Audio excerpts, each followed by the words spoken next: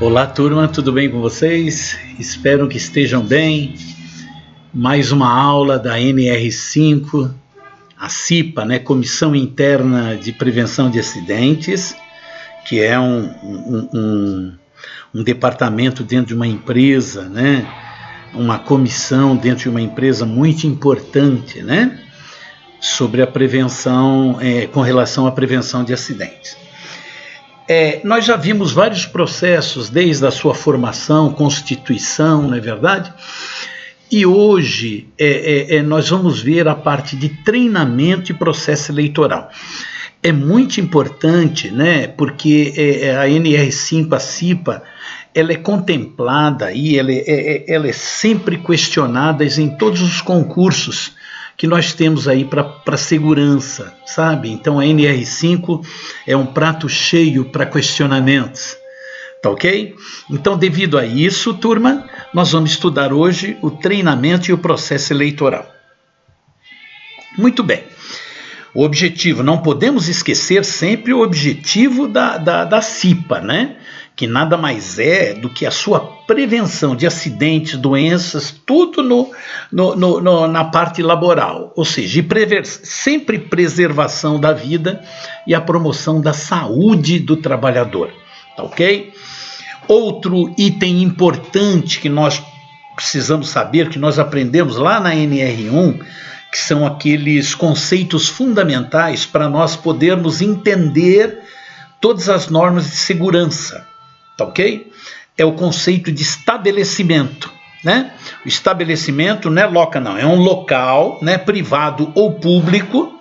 Ele pode ser móvel ou imóvel, pode ser próprio ou de terceiros, onde a empresa executa suas atividades de caráter temporário ou permanente. Então, o estabelecimento, ele é um local, e esse local ele é privado ou público, ele pode ser num lugar ou outro, ele pode ser móvel ou imóvel, né? Pode ser próprio da própria empresa ou de terceirizados. Muito importante a gente entender esse conceito de estabelecimento, tá ok?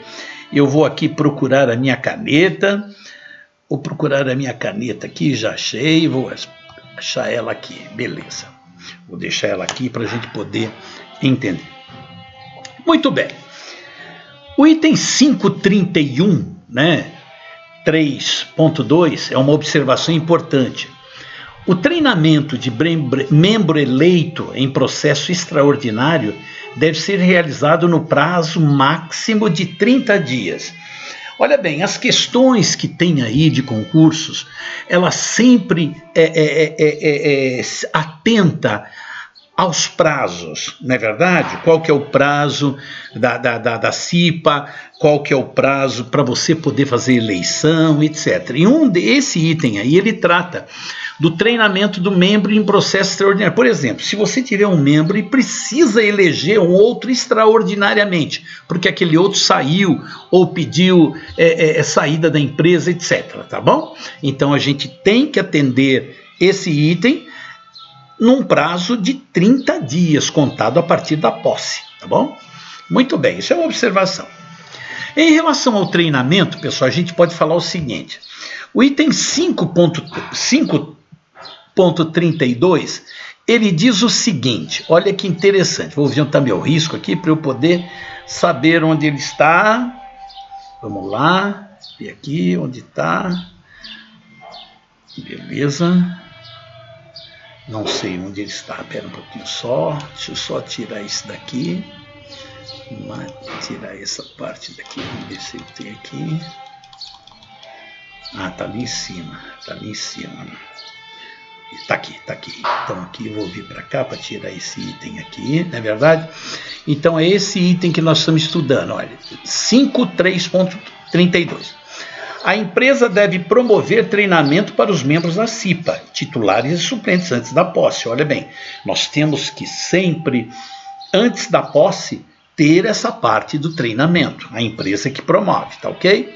O item 532.1, onde eu estou, vou riscar, tá aqui em cima, esse 532.1 diz o seguinte: o treinamento da CIPA em primeiro mandato será realizado no prazo máximo de quanto? 30 dias contados a partir da posse. Então, olha bem, o treinamento dos cipeiros em primeiro mandato será realizado no prazo de 30 dias contados após a posse. Então, se foi empossado hoje, dia 21, você tem até dia 21 de agosto para poder fazer esse treinamento, beleza? O item 532.2. As empresas que não se enquadrarem nesse quadro promoverão anualmente treinamento para o designado. Porque existem empresas, gente, que não compõem, né? Nós estudamos lá na Constituição, existem empresas que têm um número de funcionários reduzido, mas ela tem alguém designado para tratar sobre a prevenção de acidentes. Então, a empresa deve dar treinamento anual para esse funcionário, tá? O designado. O 5.33 diz o seguinte: o treinamento para cipeiros deverá contemplar esses itens. Olha bem o que deve ter o conteúdo do treinamento: estudo do ambiente, das condições de trabalho, bem como os riscos originários no processo da atividade laboral. Então você tem que ter um estudo desse ambiente. Ter uma metodologia de investigação e análise de acidentes, muito importante, que nós vimos, né? Como investigaram acidentes e doenças do trabalho. Esse curso tem que ter noções sobre acidentes e doenças do trabalho, decorrentes da exposição dos riscos. Noções sobre a síndrome da imunodeficiência adquirida, a AIDS, ou seja, você tem que ter todas aquelas medidas de prevenção, destacar essas medidas de prevenção, não só como AIDS, mas como a gente tem que falar do tabagismo, do alcoolismo, você entendeu? Mas a AIDS é um deles que a gente tem que falar de tudo, de drogas de uma forma geral, tá ok? Muito importante.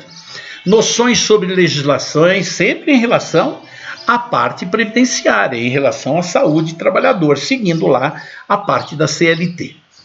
Princípios gerais de higiene do trabalho e medidas de controle de risco, muito importante também. A organização da CIPA, como ela vai se organizar e outros assuntos necessários a atribuições dessa comissão. Muito importante, esses itens que têm que estar contidos minimamente nos conteúdos do treinamento, tá ok? O 5.34, que é o item, diz o seguinte: treinamento terá carga horária de 20 horas, distribuído no máximo de 8 horas. E olha bem, esse treinamento, pessoal, é em horário de expediente, não pode ser sábado, domingo, feriado, pode ser não, é horário de expediente, então tem que liberar o pessoal da CIPA para poder ser treinado. O item 5.35, ele foi revogado, e o 5.37 também, ele fala sobre documentações que o MTE, o Ministério do Trabalho, ele vai fiscalizar a empresa. Então foi tirado isso, porque todos esses negócios de treinamentos, como lista de presença, conteúdo ministrado, tem que ser guardado, porque em vistoria de um fiscal do trabalho, automaticamente você tem que mostrar. Então vamos para o item 5.36. A CIPA será ouvida sobre o treinamento a ser realizado, inclusive quanto à entidade profissional que ministrará, constando sua manifestação em ata, cabendo à empresa escolher a entidade ou profissional que ministrará o treinamento. Não é verdade? Vocês, como profissionais, vocês podem treinar, fazer esse tipo de treinamento com a CIPA. Tá ok? É uma das atividades do profissional da segurança do trabalho. Muito bem, treinamento é aquilo lá, pessoal. Agora vamos ver o processo eleitoral. É muito importante porque você vai realizar as eleições, tanto daqueles titulares quanto dos suplentes, né? Isso estou falando da eleição dos funcionários, porque existem aqui a composição da CIPA daqueles designados pelo empregador. Aqueles não têm eleição, e sim dos funcionários da empresa. Então, olha bem, o item 5.38 diz o seguinte: compete ao empregador convocar eleições para escolha dos representantes dos empregados, no mínimo de 60 dias antes do término do mandato do outro curso, que está em curso. Por exemplo, se a CIPA ela vai terminar em agosto, não é verdade? Ele vai terminar no final de agosto. Então, essas eleições têm que serem realizadas 60 dias antes. A empresa estabelecerá mecanismo para comunicar o início do processo, até o sindicato é comunicado sobre isso. O presidente e o vice-presidente constituirão dentre seus membros no prazo de 55 dias antes do término do mandato em curso, aquela comissão, né? Eleitoral que será responsável pela organização e acompanhamento do processo eleitoral. Então, o presidente e vice-presidente ele vai acompanhar tudo isso aí. Nos estabelecimentos, ou estabelecimento onde não houver CIPA, a comissão eleitoral será constituída pela empresa. É importante que ela tenha sempre alguém responsável para esse tipo de atividade. O item 540, olha aí, do processo eleitoral observará as seguintes condições. Vai ter que ter publicação e divulgação em locais de fácil de visualização 45 dias antes do término do mandato em curso. Olha bem, 45 dias. A inscrição ela deverá ser efetuada, né, num período mínimo de 15 dias. Olha aí, 45, 15, até 15 dias. Então eu tenho 30 dias para poder realizar essa eleição. Liberdade de inscrição para todos os funcionários, né? Independentemente de setores, locais ou com fornecimento de comprovante. Tá beleza? Garantia de emprego para todos os inscritos até a eleição. Olha que interessante. Realização da eleição no prazo mínimo de 30 dias antes do término do mandato da CIPA. Pessoal, esse tempo é interessante. 45 na publicação. 15 para os funcionários realizarem a inscrição e 30 dias para poder realizar a eleição. Essa eleição ela será em dia normal de trabalho, respeitando todos os horários, turno, né, em horário que possibilite a participação de todos. O voto é secreto. A apuração dos votos em horário normal de trabalho, com acompanhamento sempre do representante, né, do empregador e do empregado, em número a ser definido pela comissão eleitoral, que está escrito lá no edital. Quantas pessoas acompanharão essa apuração de votos e quem acompanhará? Faculdade de eleição por meios eletrônicos, pode ser também feito por meio eletrônico. Guarda pelo empregador todos os documentos relativos à CIPA, nesse período de mínimo de 5 anos, porque se tiver fiscalização, a CIPA daquele ano ele quer saber toda a documentação e fiscalização. Então é muito importante que nós tenhamos toda essa documentação guardada por esse período de 5 anos.